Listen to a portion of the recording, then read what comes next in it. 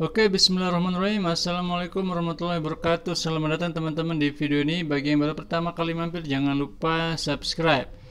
Oke teman-teman, di beberapa video sebelumnya kita sudah membahas tentang beberapa negara di Asia Tenggara dan bagaimanakah perkembangan Islam di negara-negara tersebut. Kali ini saya ingin melanjutkan pembahasan tentang perkembangan Islam di Asia Tenggara, dan kali ini saya akan masuk ke salah satu negara besar di Asia Tenggara yang persentase Islamnya cukup besar, yaitu di Thailand.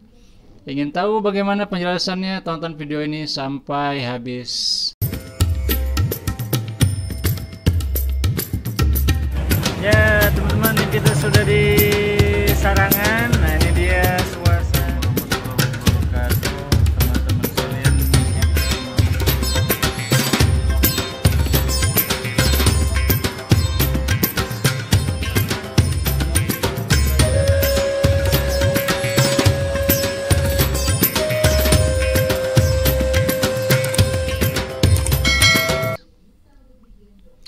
Oke teman-teman sekalian, Thailand merupakan negara terbesar ketiga di Asia Tenggara setelah Indonesia dan Filipina.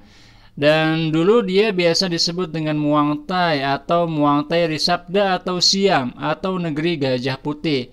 Terletak di sebelah utara Malaysia dan sering dilukiskan sebagai bunga yang mekar di atas sebuah tangkai. Oke, saya matikan dulu wifi-nya.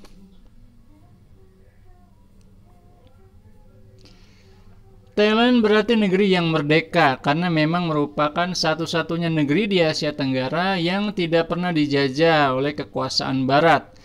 Dan di Thailand ini negeri yang mayoritasnya beragama Buddha, terdapat lebih dari 10% penduduk Muslim dari seluruh populasi penduduk Thailand yang berjumlah kurang lebih 67 juta orang.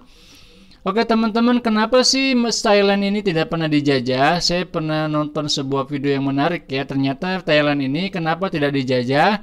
Karena rajanya atau kekuasaannya, penguasanya sudah melakukan liberalisasi perdagangan. Ya, sebelum dijajah mereka sudah membuka diri dan melakukan modernisasi sehingga orang-orang Barat bisa berdagang di situ, dan juga mereka memang memiliki letak yang tidak terlalu terbuka ya, cukup sempit pantainya, tidak terlalu banyak sebanyak Malaysia atau Indonesia, sehingga mungkin dianggap lebih terpencil daripada yang lain. Dan ada juga yang mengatakan bahwa Thailand ini kekayaan alamnya tidak sebanyak wilayah lain yang dikuasai seperti yang lainnya ya, Vietnam, Indonesia, dan Malaysia.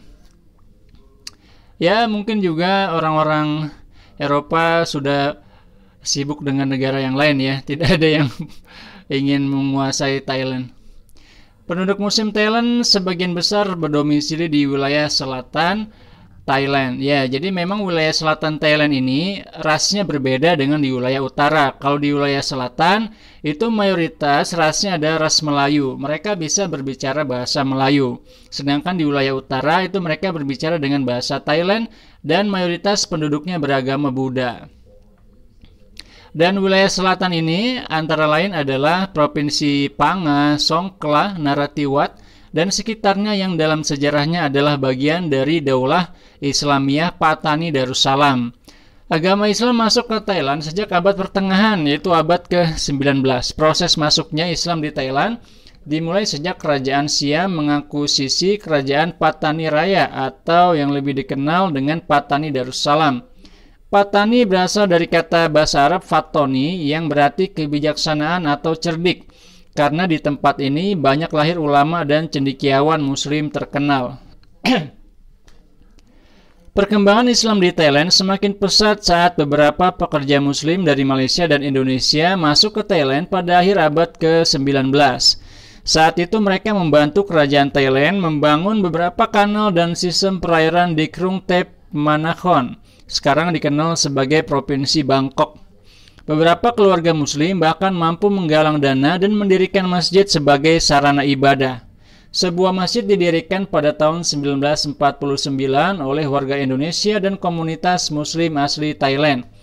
Tanah wakaf masjid ini adalah milik almarhum Haji Saleh, salah seorang warga Indonesia yang bekerja di Bangkok. Islam sudah ada di daerah yang sekarang menjadi bagian Thailand Selatan sejak awal mula penyebaran Islam di Jazirah Arab. Hal ini bisa kita lihat dari fakta sejarah seperti lukisan kuno yang menggambarkan bangsa Arab di Ayutthaya, sebuah daerah di Thailand. Dan juga keberhasilan bangsa Arab dalam mendirikan Daulah Islamiyah Patani menjadi bukti bahwa Islam sudah ada lebih dulu sebelum kerajaan Thai. Lebih dari itu, penyebaran Islam di kawasan Asia Tenggara merupakan satu kesatuan dakwah Islam dari Arab di masa khilafah Umar bin Khattab. Meski tidak diketahui secara pasti daerah mana yang lebih dulu didatangi oleh utusan dakwah dari Arab, akan tetapi secara historis Islam sudah menyebar di beberapa wilayah Asia Tenggara sejak lama, di Malaka, Aceh, serta Malayan Peninsula atau Semenanjung Malaya, termasuk daerah Melayu dan ada juga daerah Thailand. Secara garis besar, masyarakat Muslim Thailand dibedakan menjadi dua, yaitu masyarakat Muslim imigran atau pendatang yang berlokasi di wilayah utara atau di Bangkok dan Chiang Mai, dan masyarakat Muslim penduduk asli yang berada di Patani, daerah selatan. Masjid Jawa adalah masjid lain yang didirikan oleh komunitas warga Muslim Indonesia di Thailand. Sesuai namanya, pendiri masjid ini adalah warga Indonesia suku Jawa yang bekerja di Thailand. Namun demikian, keturunan dari para pendiri masjid ini tetap berbicara dalam bahasa Thai dan Inggris saat menceritakan tentang asal mula berdirinya Masjid Jawa ini. Masjid Indonesia dan Masjid Jawa hanyalah sebagian dari puluhan masjid lain yang tersebar di seluruh penjuru Bangkok. Jadi sudah banyak sekali masjid di Bangkok. Pemerintah juga membolehkan warga Muslim Thailand menyelenggarakan pendidikan Islam. Kesempatan ini tidak dilewatkan begitu saja oleh umat Islam untuk mengembangkan pendidikan Islam di sana. Proses pendidikan Islam di Thailand sudah mengalami perkembangan dan kemajuan. Hal itu bisa dilihat dari kegiatan yang diadakan oleh beberapa lembaga Islam seperti pengajian bapak-bapak dan ibu-ibu, TPA-TKA, dan kajian mingguan mahasiswa.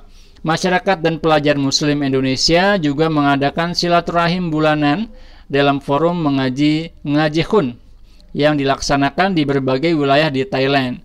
Pemerintah Thailand juga membantu menerjemahkan Al-Quran ke dalam bahasa Thai, serta membolehkan warga Muslim mendirikan masjid dan sekolah Muslim.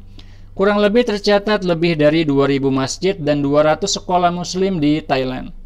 Umat Islam di Thailand bebas mengadakan pendidikan dan acara-acara keagamaan. Tidak hanya itu saja, program pengembangan pendidikan Islam di Thailand juga sudah mencapai level yang lebih luas, tidak sekedar bersifat nasional dan regional. Ya, bahkan orang-orang di Thailand itu sudah mengadakan kesepakatan kesetaraan ijazah dengan Universitas Al-Azhar. Jadi teman-teman kita yang dari Thailand itu kebanyakan ijazahnya diterima untuk kuliah di Universitas Al-Azhar, sehingga mereka bisa langsung kuliah, tidak perlu mengulang lagi SMA di Mesir. Dan sampai sekarang jumlah pelajarnya juga banyak di Mesir, ya. Karena itu kita bisa mengambil kesimpulan bahwa perkembangan Islam, kemajuan dalam bidang ilmu pengetahuan, dan juga penyatuan budaya antara Islam dan penduduk asli di Thailand sudah sangat baik. Oke, segitu dulu teman-teman penjelasan kali ini tentang bagaimana sih perkembangan Islam di wilayah Thailand. Jadi kesimpulannya, Islam di Thailand berkembang sangat pesat, sangat bagus, dan jumlah muslimnya kurang lebih ada 10%, meskipun ada klaim dari orang muslim sendiri bahwa jumlahnya mencapai 20%.